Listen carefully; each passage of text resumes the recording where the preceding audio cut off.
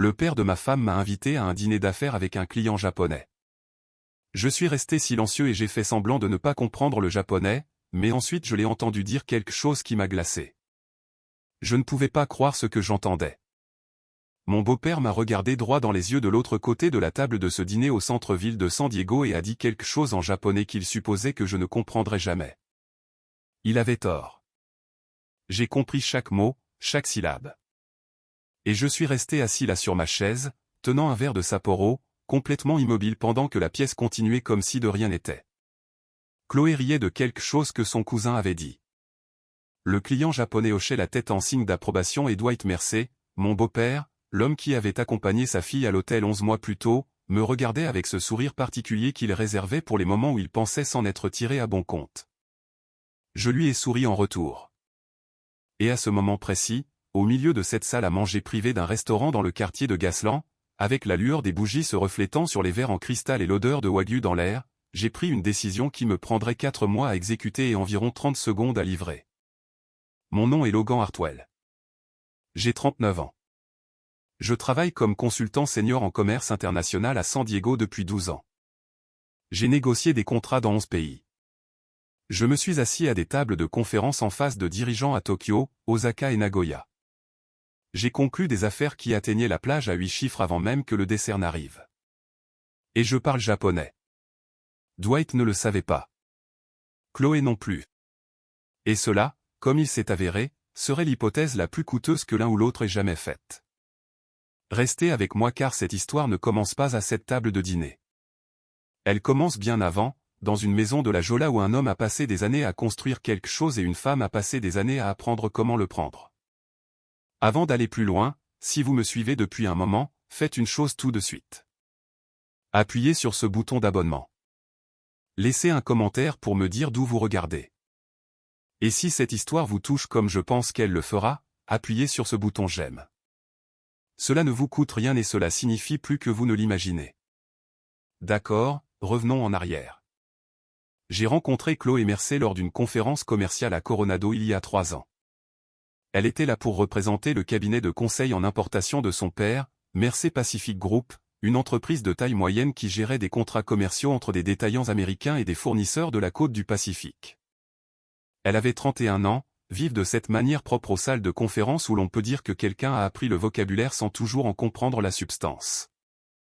Elle posait les bonnes questions. Elle prenait des notes. Elle avait le nom de son père sur sa carte de visite et la confiance de son père dans chaque pièce où elle entrait. J'ai été immédiatement attiré par elle. Je ne vais pas prétendre le contraire. Nous sommes sortis ensemble pendant 14 mois avant que je la demande en mariage. Elle a dit oui à Balboa Park un samedi après-midi d'octobre. Et j'étais tout à fait sincère quand je me suis mis à genoux. Je l'aimais. Je veux que ce soit consigné car ce qui suit n'est pas l'histoire d'un homme qui n'a jamais aimé. C'est l'histoire d'un homme qui a beaucoup aimé et qui a vu cela être utilisé contre lui. Dwight Mercer avait été une présence dès le début. Il avait 63 ans, les cheveux argentés, avec l'autorité soigneusement construite d'un homme qui avait été la personne la plus intelligente dans la plupart des pièces qu'il avait occupées pendant 2 décennies.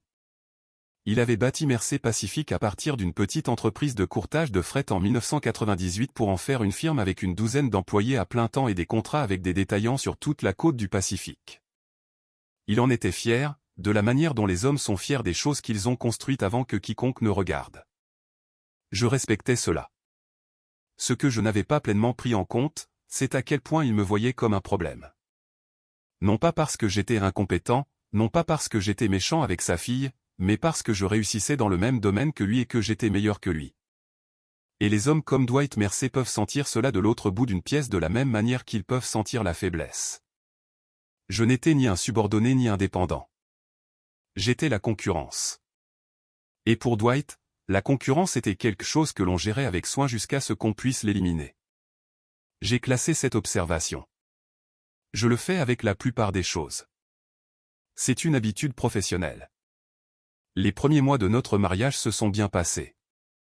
Chloé et moi vivions dans notre appartement à Mission Hills, un 2 chambres avec une terrasse sur le toit qui donnait sur l'océan à l'ouest.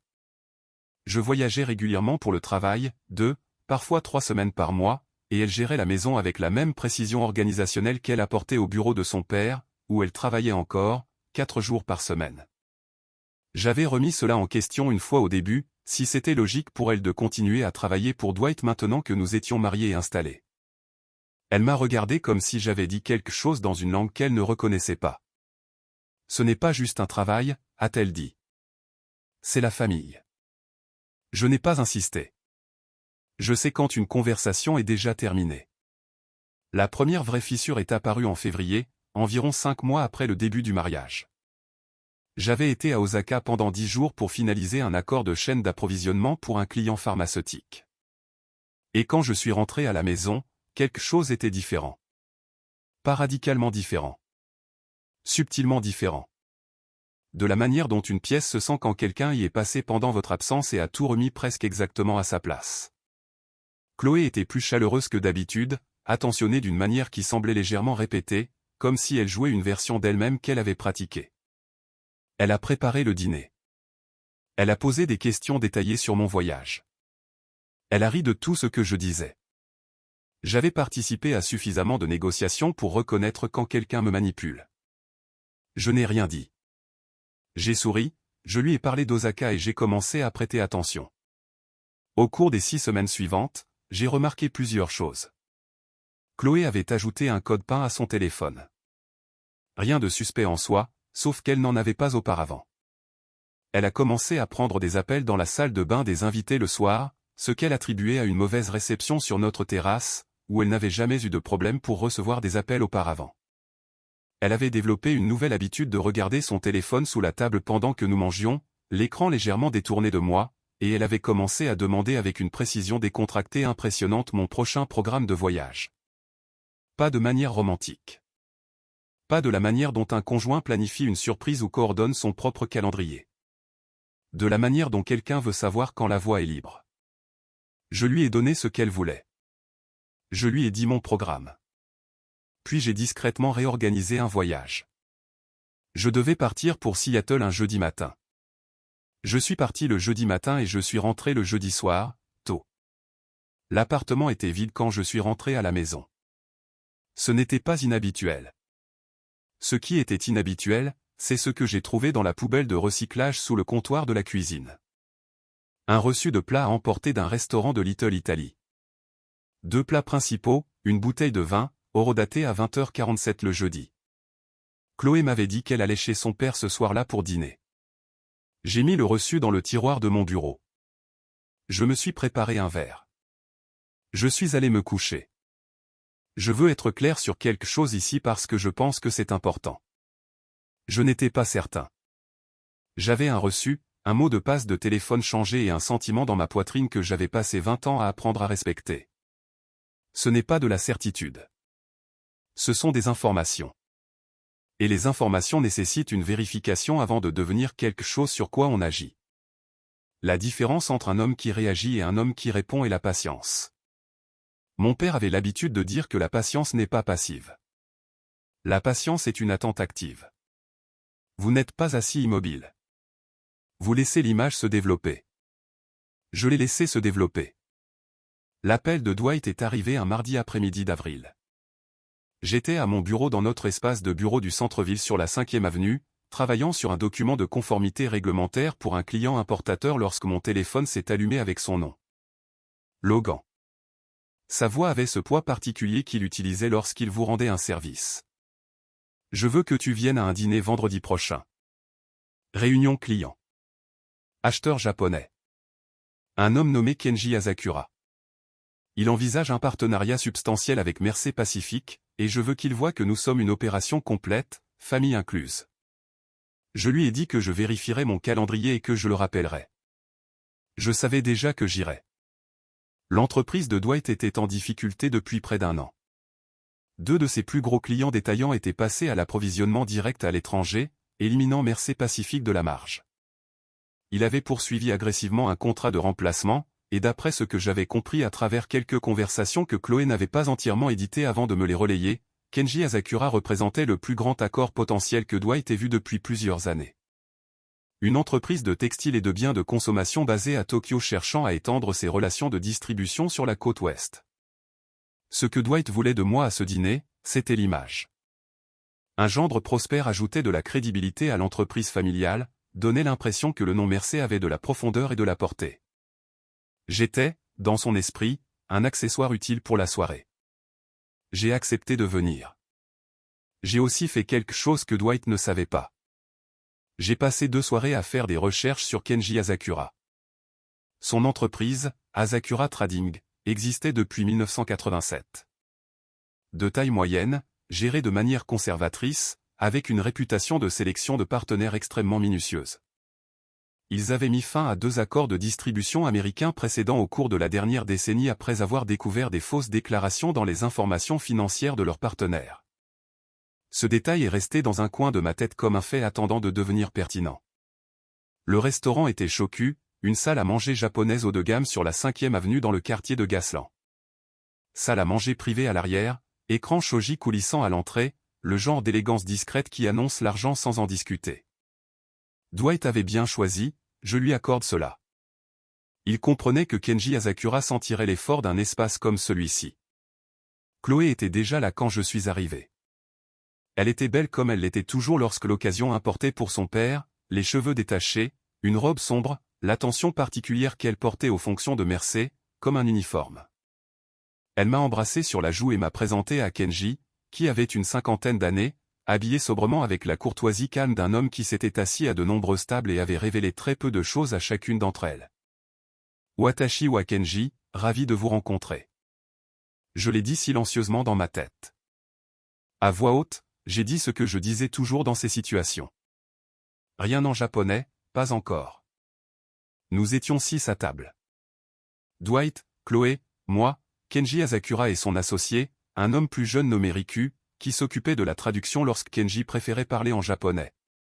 Et le neveu de Dwight, un jeune homme de 28 ans nommé Preston, qui travaillait chez Mercé Pacific à un poste qui ne m'a jamais été tout à fait clair.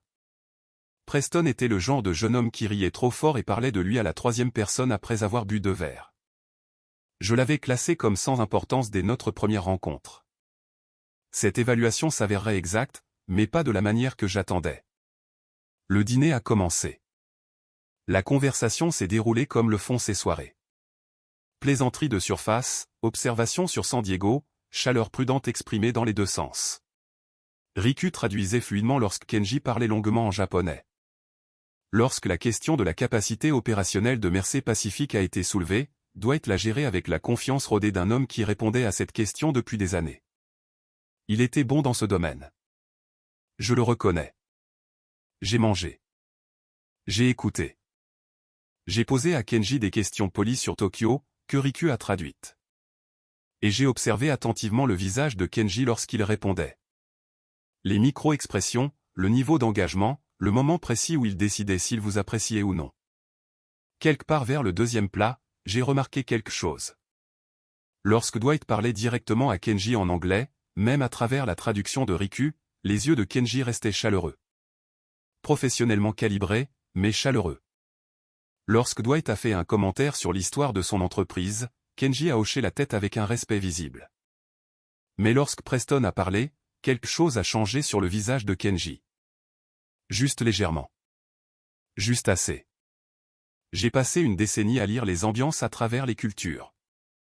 Ce que j'ai vu sur le visage de Kenji Asakura lorsque Preston a ouvert la bouche était l'expression particulière et soigneusement contenue d'un homme qui a conclu en privé et de manière permanente que quelqu'un de l'autre côté de la table n'est pas sérieux. Kenji ne le dirait jamais. Il était bien trop posé pour cela. Mais la conclusion avait été tirée. Dwight ne pouvait pas le voir. Il était trop concentré sur sa propre performance. J'ai classé cette observation. Puis, environ 40 minutes après le début du dîner, Kenji s'est penché vers Riku et a dit quelque chose en japonais à voix basse.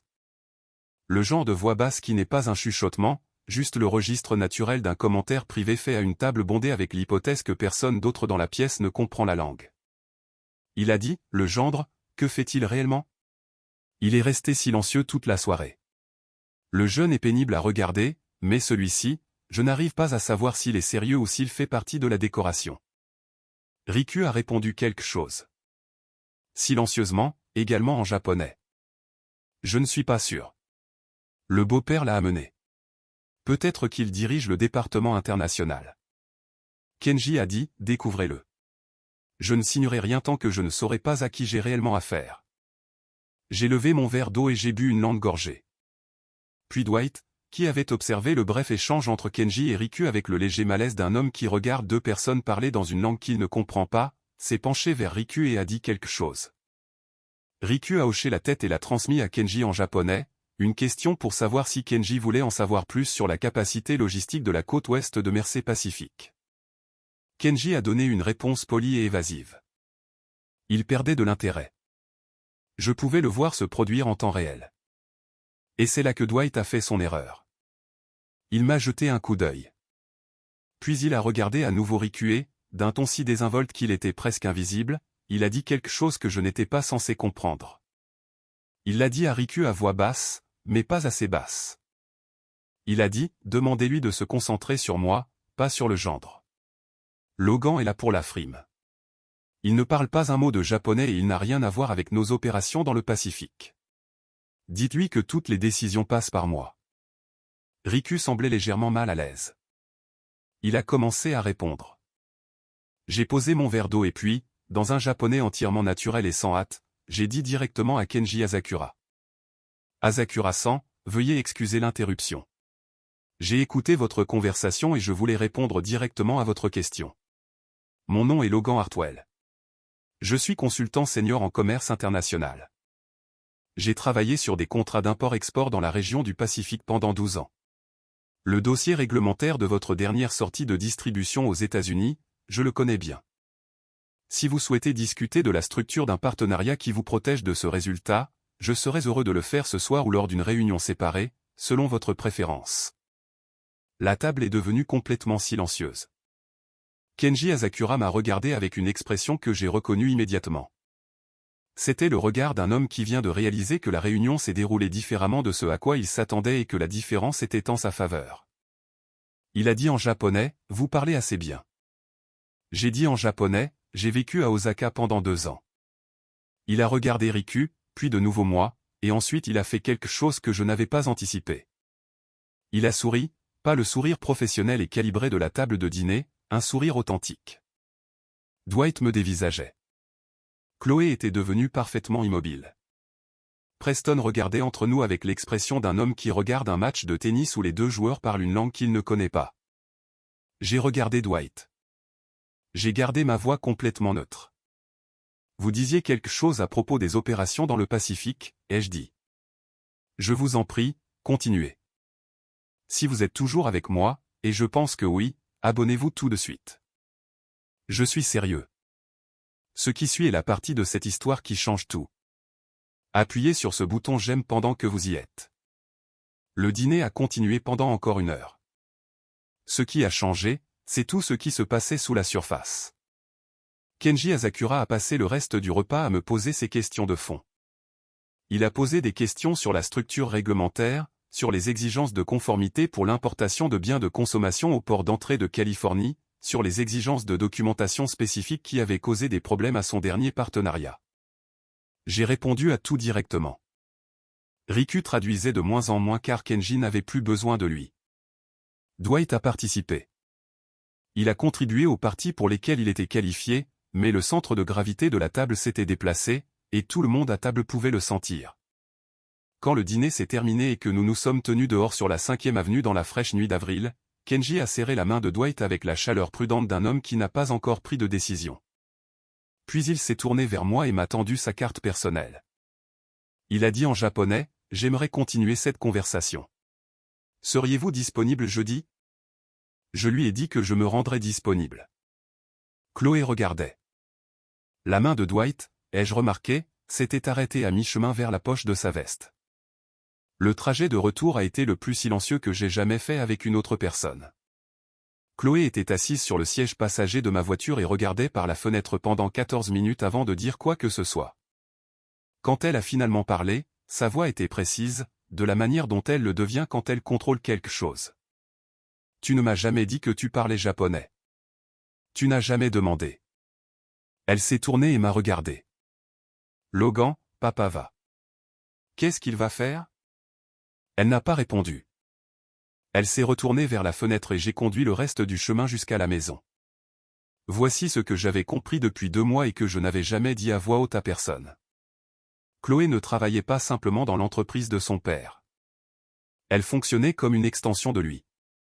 Elle lui rendait des comptes. Elle lui transmettait des informations de notre foyer. Elle était son poste d'observation avancé dans ma vie. Et elle l'avait été depuis le début. Le mot de passe du téléphone changeait. Les questions prudentes sur mon programme de voyage. La version organisée de notre mariage qu'elle me présentait, alors qu'une version différente existait dans les conversations auxquelles je n'assistais pas. J'avais passé 2 mois à vérifier cela sans dire un mot. La nuit où j'ai trouvé le reçu de Little Italy avait été le début. Ce qui a suivi a été méthodique. Je suis consultant en commerce international. Je comprends la diligence raisonnable comme d'autres personnes comprennent leur trajet quotidien. Je sais à quoi ressemble une preuve et comment l'établir sans la contaminer. 3 semaines avant ce dîner à Shoku, j'ai eu une conversation avec un collègue nommé Victor qui travaille en droit des affaires nationales à San Diego depuis 15 ans. Je lui ai dit ce que j'avais observé. Je lui ai dit que je voulais comprendre clairement mes options avant de faire quoi que ce soit. Victor n'est pas un homme dramatique. Il est précis, prudent et bon dans son travail. Il m'a dit que ce que j'avais rassemblé était suffisant pour entamer une procédure formelle et que ma situation financière, établie avant le mariage et soigneusement documentée, était claire. Je lui ai dit que je n'étais pas encore prêt à commencer. Il m'a demandé ce que j'attendais. Je lui ai dit le dîner. Jeudi est arrivé. J'ai rencontré Kenji Asakura pour un café à l'hôtel Westgate en centre-ville. Juste nous deux et Riku. Nous avons parlé presque entièrement en japonais. Kenji a posé des questions détaillées sur la façon dont je structurais la conformité du commerce international pour les clients. Sur mon processus de vérification des partenaires étrangers et sur ce que je croyais être les points de défaillance les plus courants dans les partenariats de distribution de la région du Pacifique. J'ai tout répondu. J'ai aussi été transparent.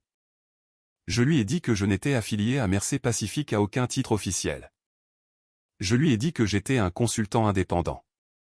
Je lui ai dit que s'il voulait poursuivre une structure de partenariat avec Mercé Pacifique, je ne pouvais pas en faire partie, mais que s'il voulait structurer un engagement séparé, j'étais disponible.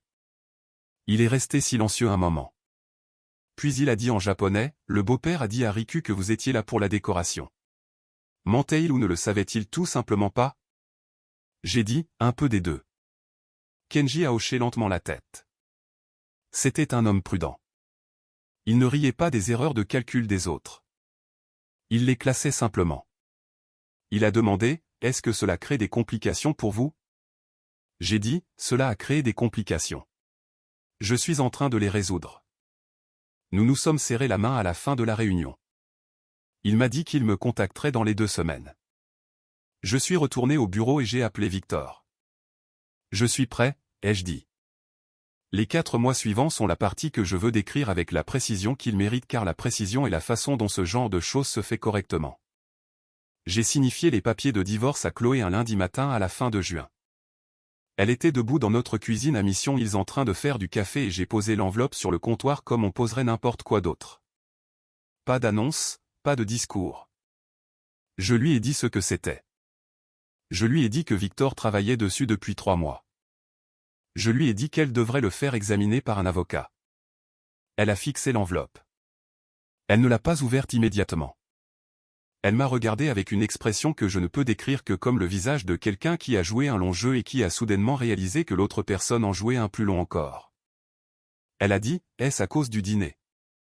J'ai dit, non, cela se préparait depuis un moment.